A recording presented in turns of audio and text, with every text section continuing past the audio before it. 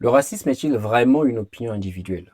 C'est la question au cœur d'Alerte à la bonté de Jean-Roger Essomba, un roman dans lequel on découvre la bantanine, qui est un médicament capable de modifier radicalement le comportement humain.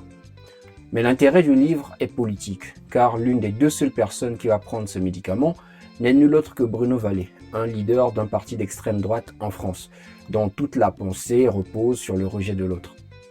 En perdant donc la capacité de haïr après avoir pris ce médicament, Bruno Vallée perd aussi ce qui structurait son discours.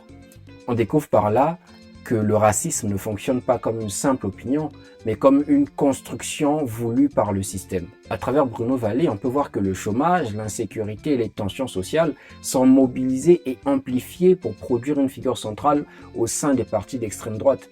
Question de trouver une sorte de bouc émissaire. On découvre que la peur n'est pas un accident, qu'elle est politique, qu'elle est utilisée pour exister. Et l'auteur, à travers ce polar, nous montre que si la haine peut être supprimée chimiquement, c'est qu'elle n'est peut-être pas naturelle. Elle est apprise, transmise avant d'être reproduite. Et le roman nous le montre d'ailleurs à travers la trajectoire tragique d'un jeune garçon qui est façonné par les discours racistes de son père, prouvant que la haine agit comme un héritage toxique qui finit par détruire celui qui la porte. Mais supprimer cet héritage par la chimie pose un problème majeur, car peut-on éliminer le mal sans toucher à la liberté? Peut-on imposer l'empathie sans transformer profondément ce que signifie être humain?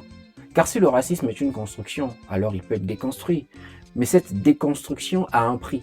Et c'est précisément ce prix qui est la perte de notre libre arbitre face au bien que ce livre nous oblige à regarder en face.